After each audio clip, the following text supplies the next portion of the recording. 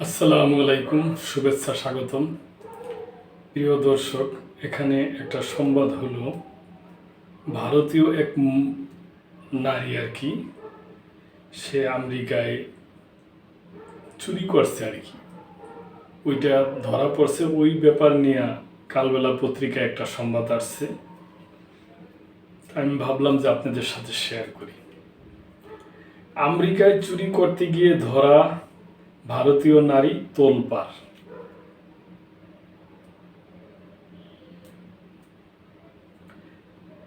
যুক্তরাষ্ট্রের ইলিয়ন অঙ্গরাজ্যে একটি খুচরা পণ্যর দোকান থেকে প্রায় $1300 বাংলাদেশি মুদ্রায় প্রায় 1.5 লাখ টাকা, বেশি টাকা হতো না, পণ্য চুরির অভিযোগে তদন্তের মুখে পড়ছেন এক ভারতীয় নারী।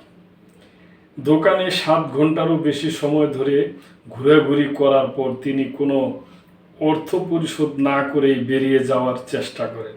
7 ঘন্টা কম না তো, অনেক সময়ই করছে। এমন অভিযোগে তাকে আটক করে পুলিশ। ঘটনাটি ঘটে একটি টার্গেট নামে পরিচিত খুচরা বিক্রেতা চেইনের স্টোরে। বুধবার 16 জুলাই এনডিটিভি প্রকাশিত এক প্রতিবেদনে জানানো হয়, ওই নারী পর্যটক হিসাবে যুক্তরাষ্ট্রে এসেছেন এবং ঘটনাটির একটি ভিডিও ইতিমধ্যে ইউটিউবে প্রকাশিত হয়ে সামাজিক যোগাযোগ মাধ্যমে ব্যাপক আলোচনার জন্ম দিয়েছে। পুলিশের বডি ক্যামেরা ফুটেজে দেখা যায়, টার্গেট স্টোরে এক কর্মী জানান, ওই নারী দীর্ঘ সময় ধরে দোকানে ঘুরছিলেন, বিভিন্ন পণ্য সেলফ থেকে নিচ্ছিলেন, ফোনে কারো সঙ্গে পরামর্শ করছিলেন, কিন্তু শেষ পর্যন্ত কোনো পেমেন্ট না করেই দোকানটির পশ্চিম দিকের দরজা দিয়ে বেরিয়ে যেতে চেয়েছিলেন।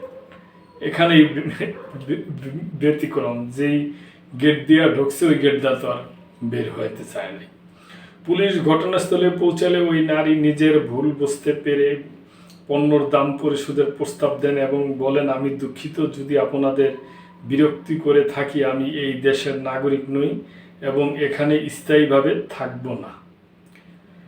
জবাবে পুলিশ কর্মকর্তা প্রশ্ন করেন, আপনার দেশে ভারতে কি জিনিস চুরি বৈধ? পরে পুলিশের পক্ষ থেকে বিল যাচাই করে কাগজপত্র প্রস্তুত করা হয় এবং ওই নারীকে হাতকড়া পরিয়ে থানায় নিয়ে যাওয়া হয়। তার বিরুদ্ধে ফেলনি গুরুতর অপরাধ অভিযোগ আনার প্রক্রিয়া চলছে, যদিও এখনো তাকে আনুষ্ঠানিকভাবে গ্রেপ্তার দেখানো হয়নি। ঘটনার ভিডিও ইউটিউবে প্রকাশের পর দ্রুত তা ভাইরাল হয়ে পড়ে। ভিডিওর ক্যাপশনে লেখা হয়, 2025 সালের 1 মে এক নারী ঘন্টার পর ঘন্টা দোকানে ঘোরাঘুরি করে $1000 পণ্য চুরি করে বেরিয়ে যাওয়ার সময় পুলিশ তাকে আটক করে। ইউটিউবাররা যা করে, প্রিয় দর্শক, অনলাইনে ওই ঘটনাকে ঘিরে শুরু হয় বিতর্ক এবং ক্ষোভ।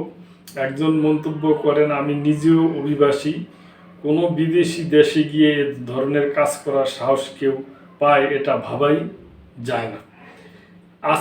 আরেকজন লেখেন, ভাষা বা সংস্কৃতির কোনো ভুল বোঝাবুঝি এখানে ছিল না, সে জানতো সে কি করছে, দেশের ভাবমূর্তি নষ্ট করলো।